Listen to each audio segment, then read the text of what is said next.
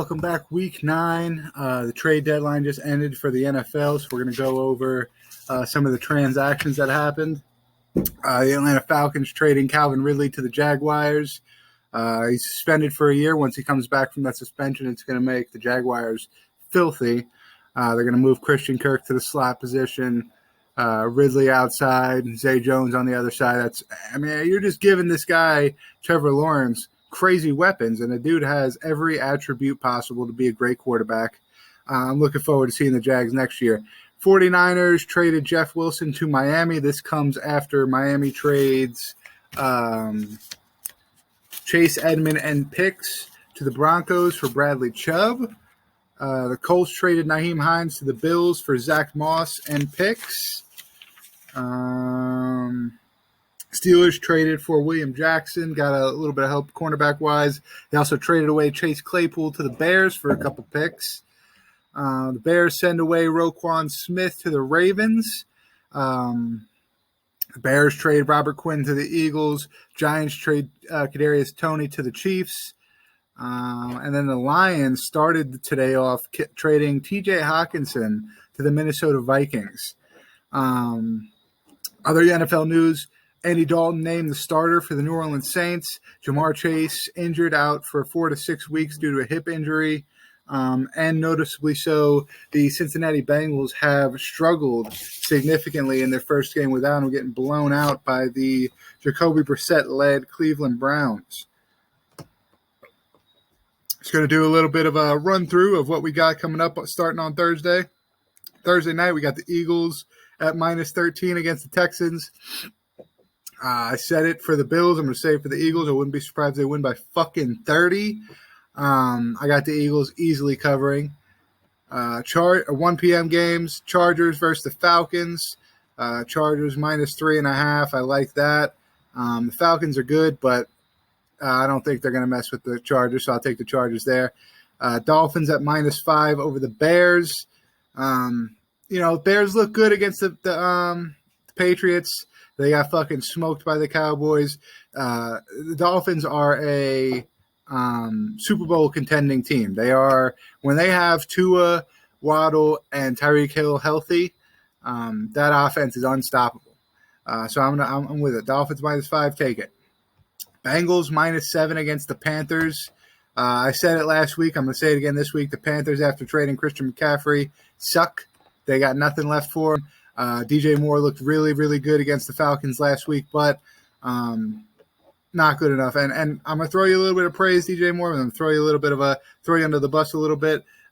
He scored the touchdown that would have put them ahead by a point and win the game, but since he took his helmet off after scoring the touchdown, he got a penalty, moved the kicker back. The kicker misses the field goal. It's a tie. Go to overtime, come down the field. Atlanta wins by a field goal. So, DJ Moore, you're playing better, but you kind of lost the team. You kind of lost the game for your team. So, Bengals minus 7, I'll take that as well.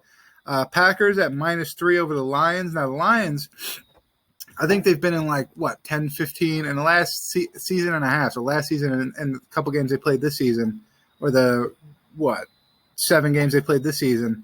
The Lions have been within 1 touchdown in 10, 12 games out of the 20 games that they've played or whatever. 23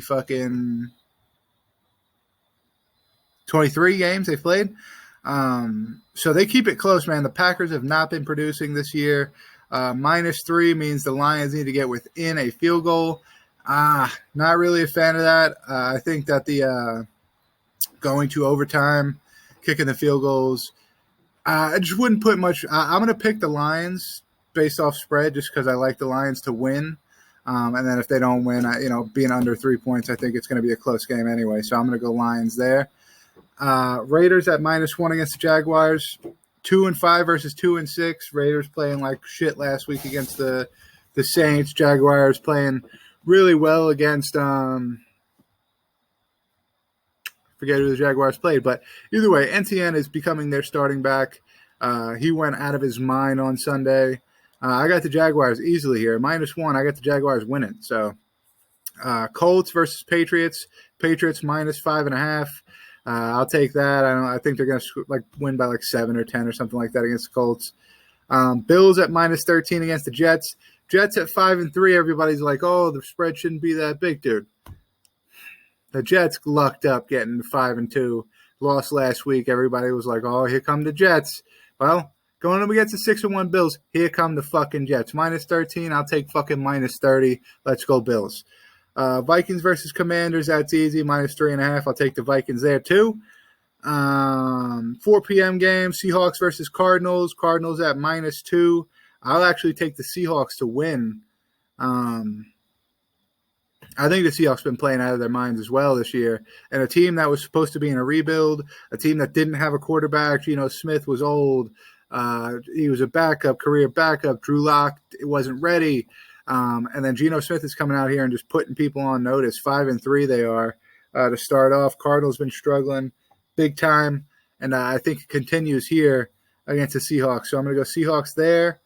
Rams, Buccaneers minus 3.